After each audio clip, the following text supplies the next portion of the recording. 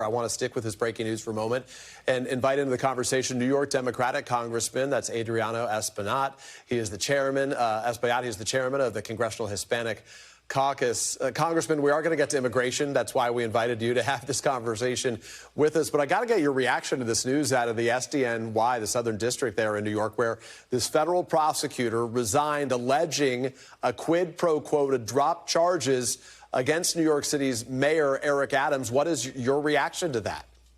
Very troubling, extremely troubling that someone's personal situation could get in the middle of immigrants. I'm an immigrant myself in New York City. It's extremely troubling to me. Can I get a sense from you then what you think the consequence should be here? If it's true, should Mayor Adams be removed from his position? That's another matter. I mean, he will have to make a decision, and I guess we'll have to look into what the law says. But I think it's troubling anytime a leader puts their own particular situation ahead of what may be the safety of the average New Yorker. So let me step back even before the news today. Regardless of any quid pro quo, whether it proves to be true or not, do you think dropping these charges was proper? I believe in due process. I've always believed in due process. Everyone is entitled to due process. No one should be above the law. And if the law wasn't applied here, then I have a serious problem with it. If it's within the framework of the law, of course, then we'll have to take a look at those particulars. No doubt. We'll be keeping a close eye, and we'll circle back as we learn more about it. But I appreciate your real-time reaction as we get that reporting in here to our newsroom. I want to ask you about Mayor Adams for a moment. He met with Donald Trump's Borders czar Tom Homan today.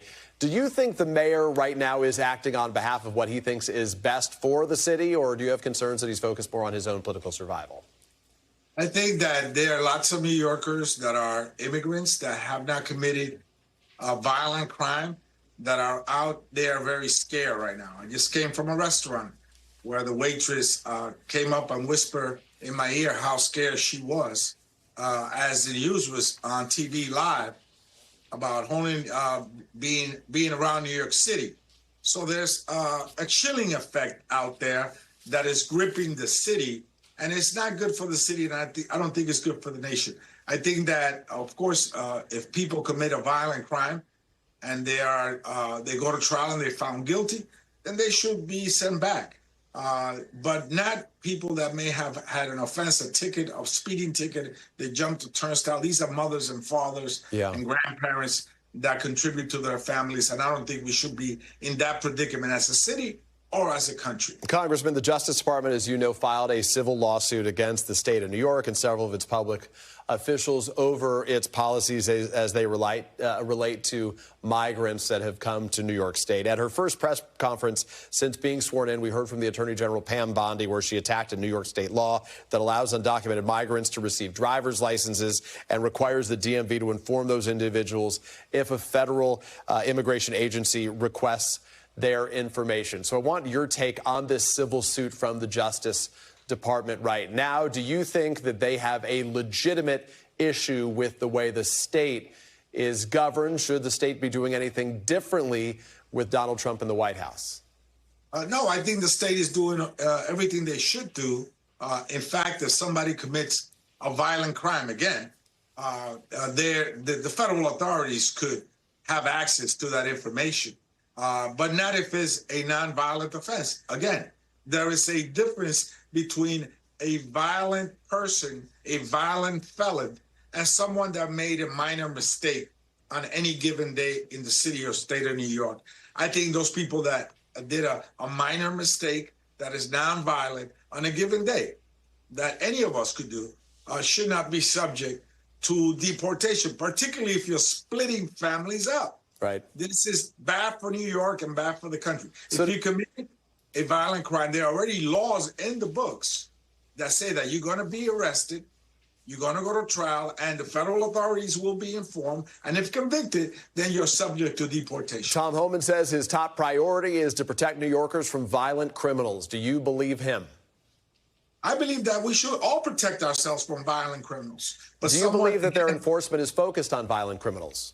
No, I think they have cast a wider net out there, and we will soon find that many people that have not committed a violent crime are also being subject to be deported. So no, I think that they have cast a wider net. There's fear out there. It's impacting small businesses. People are not even on the streets the way they walking around the way they used to in New York City. And so should we do this as a country? So someone that jumped a turnstile on a given day, a young person without papers, then be arrested and sent back to wherever they came from? Or should they, if they're a father or a mother, should they continue to support their children? That is what is before us. Of course, there are laws in the book. I believe there's 170 pieces of law in the penal code that protect us from violent criminals that commit violent crimes. And they, of course, are entitled also to due process. And if found guilty, they should be deported. Let me ask you if I can. This is from your fellow congressional Hispanic Caucus member, New York Democrat Alexandria Ocasio-Cortez. She recently said the following. We'll share it so people at home can read. It says, "What is the party's message on immigration? There presently is not one." Congressman, how would you answer that question?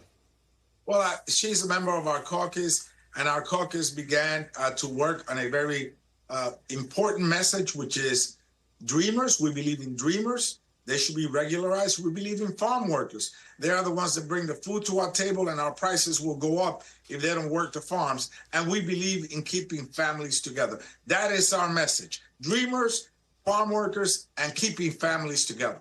So to be clear, you talk about dreamers and farmers and keeping families together. In a sense, are you laying low until the president starts deporting individuals who are not criminals? There are some that don't want you to wait. They want you to take action on this now.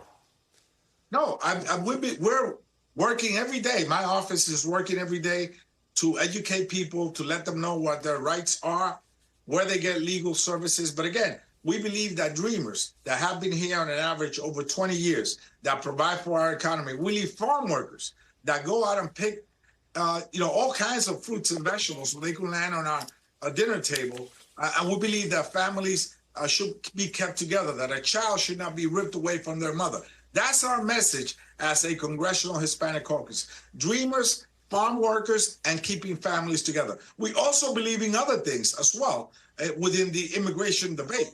We're not exempt from taking a position on TPS, temporary protected status, or other issues. But right now, our primary issues are dreamers, farm workers, and keeping families together. We also know that the border needs to be safer, and we're willing to talk about that as well. So at the same time, there are Hispanic Democrats who say the party is out of touch, in particular to the Latino working class. Ruben Gallego recently told NPR the following. He said it's usually white liberals that are talking to liberal Latinos, and they are essentially saying that's what working class Latinos feel and think about immigration, when in reality, they don't.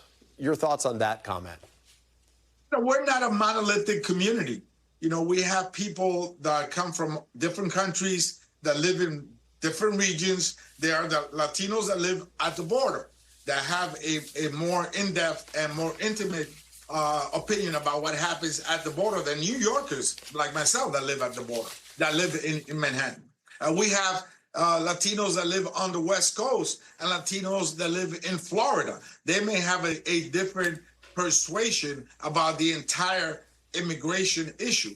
But altogether, we're bounded by, I think, three fundamental elements: dreamers, farm workers, and keeping families together. Congressman Adriano Espaillat, I appreciate you spending so much time with us and dealing with the breaking news as we're watching it come in here. Thank you very much for your time. Thank you. We hope to have you back again soon. Thanks for watching. Stay updated about breaking news and top stories on the NBC News app or follow us on social media.